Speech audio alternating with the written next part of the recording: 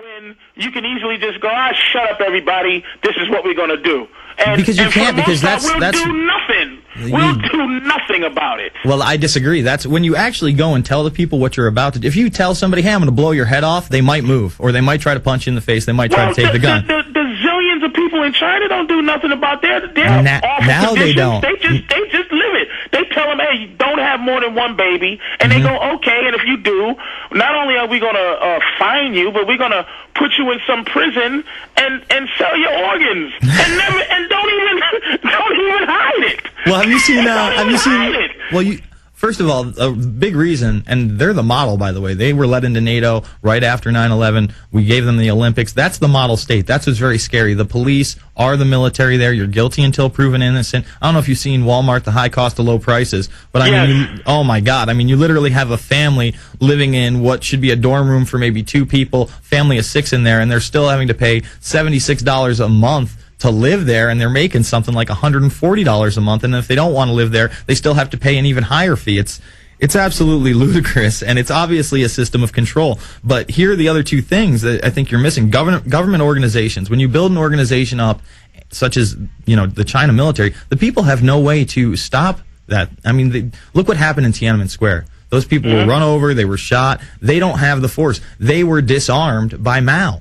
Okay, that was a big thing. Same thing with Hitler. It could have never taken over Germany that way unless they disarmed the populace first. Because people get angry. So you're basically saying like a Second Amendment thing is that's what it's there for. You're saying now. So this is the next plan. So what are you looking at in terms of time wise of this all coming to fruition? Like, well, I would say how this. long we got before I say no one has a gun and this and that and Well, let's hope that we all have guns for a long time. But I think under this presidency, what you're going to see is what we saw this weekend. We've been predicting it all month. It's the emergence of a world currency. No matter all the denials that happened today, the G20 announced that the IMF was going to be printing up over $1 trillion.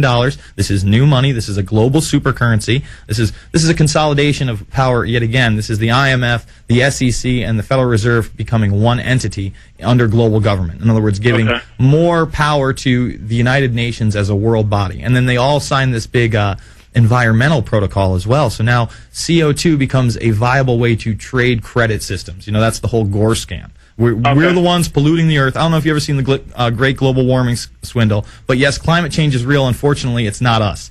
And they're trying to make it seem like it's us. There's actually a video game out there for kids. I have a little niece. When I saw this, I was just disgusted. She's like 4 years old. And it was at ABC Planet Slayer. Yeah, Planet Slayer. We're killing the planet. And it basically had you answer all these questions, and it told you what your carbon footprint was and how long you should live on Earth. And then they had pigs next to you, and the size of the pig determined how much of a carbon pig you were. Yeah, I'm not. And then at the end of it, I'm not kidding you. Even if you answered everyone environmentally correct, you wouldn't have lived past 21 years old. Most people die at about 5 years old, and then the pig explodes into a bloody mess in the stand. Because you're farting and you're driving a Jeep. Yes, exactly, Patrice. And it's utter lunacy, and that's the next part. The one other subdivision I didn't talk about. I talked about think tanks and government organizations, but the other one is psychological warfare on the people. I mean, if you tell enough people not to ask a question, they won't ask it. If you tell enough people what product to buy, they'll get the iPhone. You know what I'm saying? I mean, we are lemmings, man. I'm guilty too. But do you think that everyone? Okay, now let's go to the media real quick though. And sure. It's like, okay, if Fox or CNN or MSNBC or ABC, CBS, they tell us something, for essentially we believe it. Okay, but let's say everyone that listens to your broadcast, all right, is everyone that listens to your broadcast believe what you say? Meaning this: why isn't when people listen to, Jason Bermas, they listen to Alex Jones, they listen to all the other people, why aren't people just immediately going, I believe that because it's news, as opposed to, I believe Bill O'Reilly because he says it, or I believe Anderson Cooper because he says it? Well, why is it so believable when those people say it and not when, let's say, what's the one, America Left, no, not America. Air America? The Air America or National Public Radio. Why is this the other side? Why is this the tinfoil hats? Why isn't this the news as opposed to Fox? You feel what I'm saying? Why is that? Why is this the alternative news? Why isn't this like, hey, listen, the Give Act is what it is. Hey, this G20 meeting is what it is. Why is this so secular? Why does this thing like have to be so? This is the conspiracy news. Yeah. It's some actual stuff going on. There's a lot of things you got to wrap your mind around to believe. But why don't people say that about Fox? Why is it so believable to people when Fox says something as opposed to you? Why is it such a fight? Why is it such a hard thing to believe that AIDS could be invented, man-made? I mean, yeah. I have the capacity to believe that. You know, well, the evidence shows that. I don't know. And here's the problem with me and conspiracies, Jason. Sure. Let's say Loose Change. I watched Loose Change. Okay. I watched Building Number 7 go down. Okay, and it looks absolutely like a demolition. Absolutely, to me. My thing is, do I believe that there's a group, bunch of construction workers, and this is the problem I had with Batman when it was on, is that someone built the Batcave. That means there's someone that had to keep quiet that the Batcave exists. Who rigged the building? So there's somebody that planted explosives and blew up those buildings and killed those people that are walking around. Some construction worker is not who it is. Around, but that's the thing. That's not who it is. Not telling you that this happened? Yeah, but that's not who it is. See, that's the thing. That's all right. That's the straw man that they build. And I remember when I was on Opie and Anthony, and they were just hitting me with that. And I was trying to explain that it wasn't necessarily Controlled Demolition Incorporated or some U.S. company. I sent you a few movies. I don't know if you've gotten to see them, but Fabled Enemies, the last picture I did, which really just goes over the International Intelligence Organization and how they carried out 9/11. No controlled demolition, no Pentagon, no Shanksville, none of that stuff. Just who did it.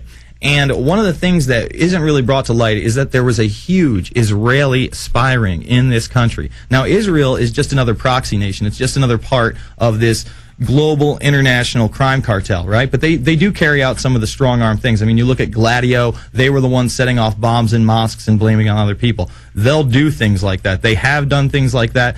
You look at, which one is it? The Liberty. I mean, where they went after a U.S. aircraft carrier. I mean, Israel is known for these kind of strong-arm techniques. So there's this huge Israeli spy ring that's in the United States. They get caught on 9/11 in several different areas. They got caught filming the first plane. Okay, they get caught there. Then two separate teams of people in vans get caught with explosives in them.